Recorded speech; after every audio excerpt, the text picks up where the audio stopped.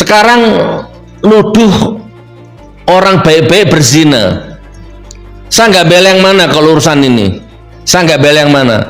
Kalau toh bener Refli Harun sama Dokter Tifa ada hubungan, terserah. Itu urusan mereka. Saya nggak mau ikut campur. Tapi ini menuduh orang baik-baik zina ini berat. Dari jasa palsu bergeser ke perzinahan.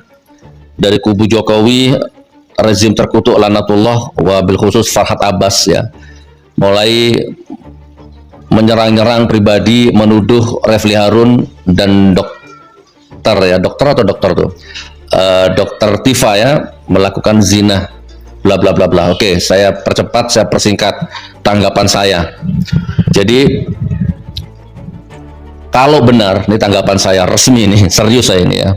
Kalau benar Bang Refli Harun, sahabat saya, dan Ibu Dokter Tifa ya, yang sangat saya hormati, kalau benar ada hubungan di antara mereka, maka saya tidak akan ikut campur ya.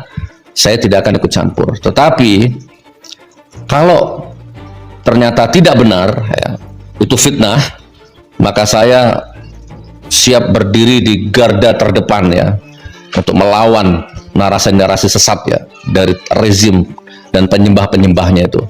Oke, sebelum saya masuk ke sana, ini untuk Farhad Abbas ya, dan siapapun tanpa terkecuali, saya kembalikan ke Al-Quran dulu. Ada dua ayat yang harus saya bacakan untuk Anda. Saya punya kewajiban harus membaca ayat ini untuk menggugurkan kewajiban ini, khusus Farhad Abbas dan lebih umumnya konco-konconya. Khusus Farhad Abbas ini, terpikir gak sama kamu ya, kamu bersatu ya, bersatu padu, kemudian duduk di depannya Jokowi, Pak Jokowi, gimana kalau jenengan saya antar ke pengadilan ya, ayo kita lawan dengan data, dengan fakta, dengan kejujuran. Berani nggak? Di mata saya rezim Jokowi itu penuh dosa, nah gitu loh maksudnya ya, laknatullah, terkutuk, penipu, perusak bangsa Indonesia ini. Bisa nggak kalian tuh mengajak dia untuk husnul khotimah? Ayo Pak Jokowi, coba. Kalian selalu ngomong persidangan apa? Persidangan Bambang Tri sudah, pidana perdata sudah, persidangan Gus Nur sudah, persidangan KIP sudah, persidangan CLS sudah, sidang di Jakarta sudah, sidang di Surakarta sudah, ya kan? Sudah banyak tersangka, sudah ada orang yang dicekal, sudah ada orang yang dipenjara, sampai detik ini jasanya nggak ada, orangnya nggak pernah datang ke pengadilan, pengacaranya orangnya selalu ngomong nanti di pengadilan, kita ketemu di pengadilan, sampai ketemu di pengadilan, kecuali hakim yang meminta, hukum yang meminta, sebagai warga yang taat hukum saya akan datang. Mana? Pengadilan yang mana yang kalian maksud? Bambang Tri sudah, Gus Nur sudah, pidana sudah, perdata sudah, KIP sudah, CLS sudah, Jakarta sudah, Solo sudah. Halo, pengadilan yang mana?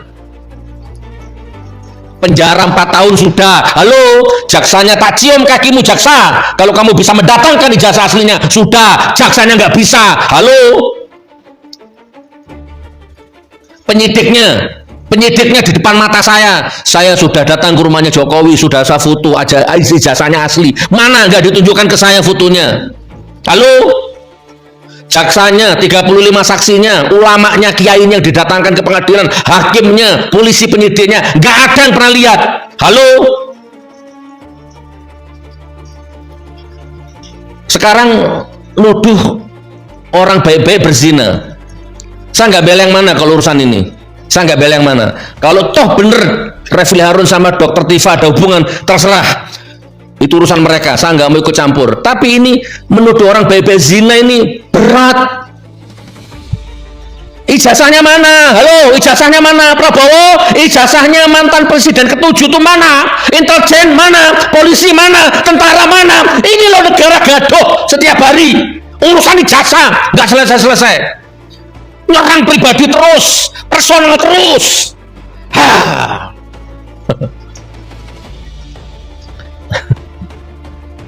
Astagfirullahaladzim. Adu domba, tukang fitnah, tukang benci. Aduh, capek deh. Kalau saya jadi Jokowi, minggir kalian pengacara, minggir kalian polisi, minggir kalian tentara, minggir kalian ternak. Aku Jokowi ini.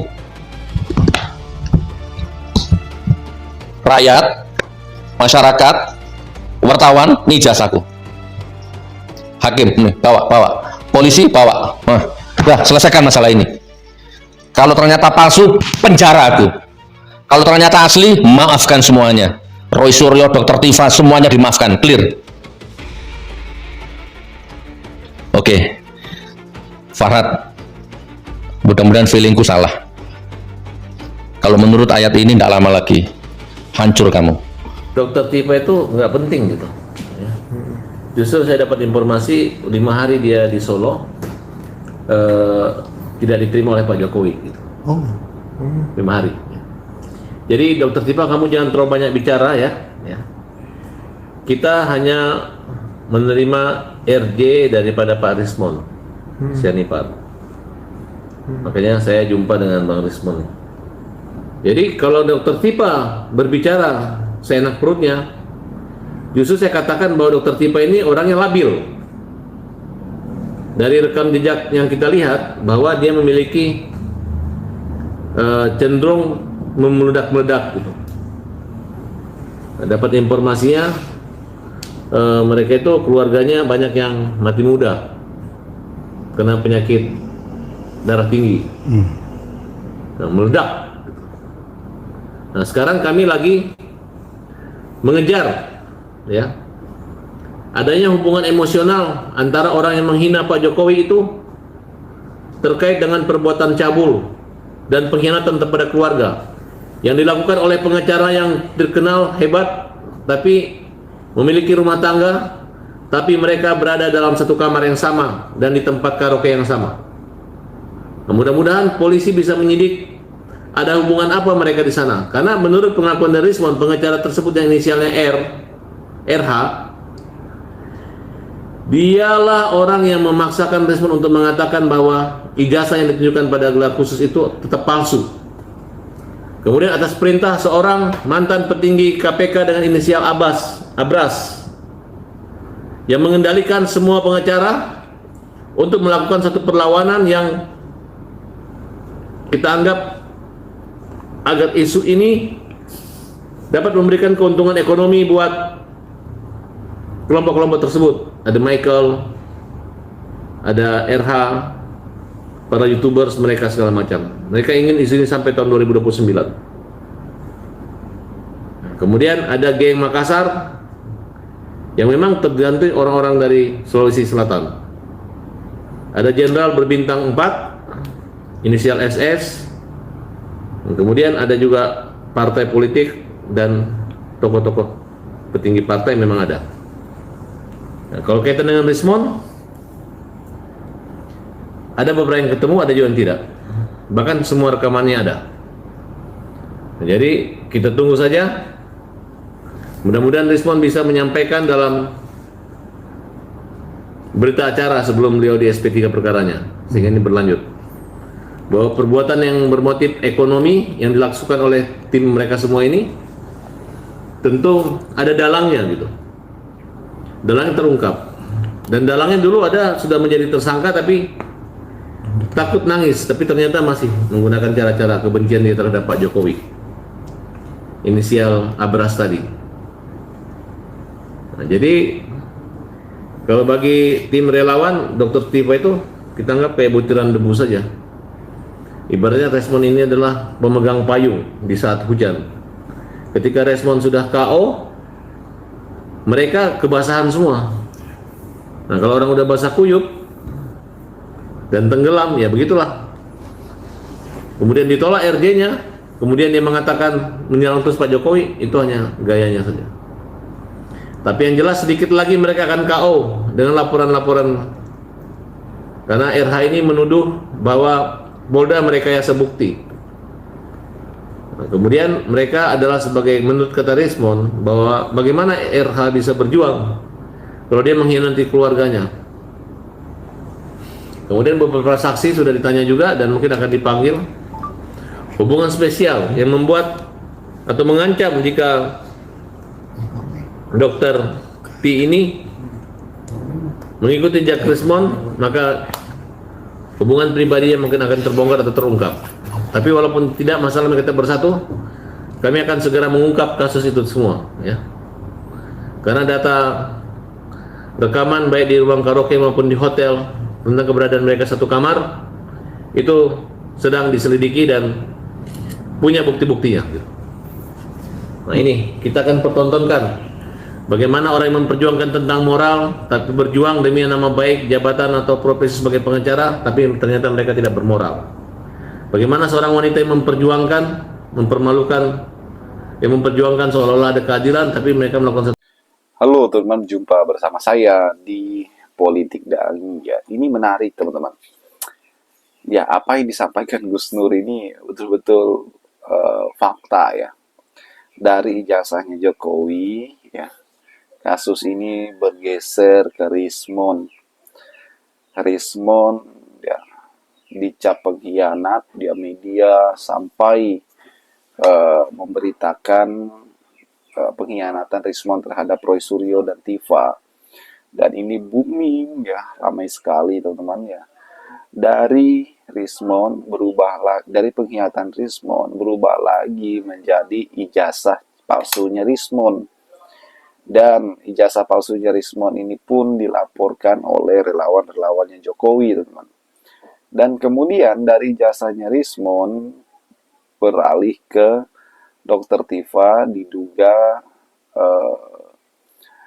sebelum Lebaran kemarin itu sowan ke Solo meminta maaf ke Jokowi, ikut jejak Rismon, dan ini pun dibantah oleh Tifa sendiri ya. Dan itu ramai sekali teman-teman ya.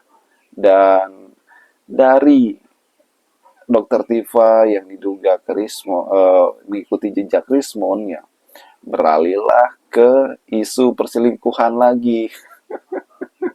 Isu Tifa ini selingkuh dengan RH. Nah, ini kan kocak ya kan, serangan-serangan pribadi yang dibuat ya Farhad Abbas. Kemudian ini ramai sekali teman-teman diperbincangkan ya kan. Inilah, jadi ini sepertinya kocar-kacir jadinya ya. Serang sana, serang sini ya. Jadi pokok utama ijazah Pak Jokowi tadi udah dilupakan. Inilah yang membuat Gus Nur itu marah sekali ya terkait dengan hal ini teman-teman. Jadi apa yang disampaikan oleh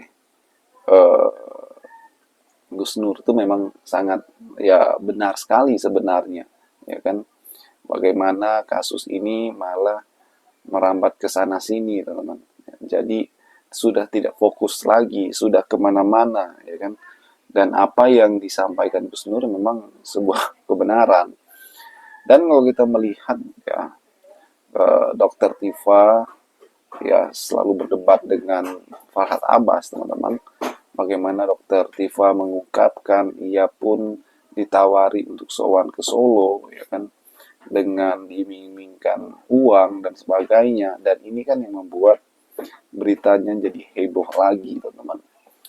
Dan ditanggapi oleh Farhad Abbas. Bagaimana menurut kalian? Kita diskusi di kolom komentar ya.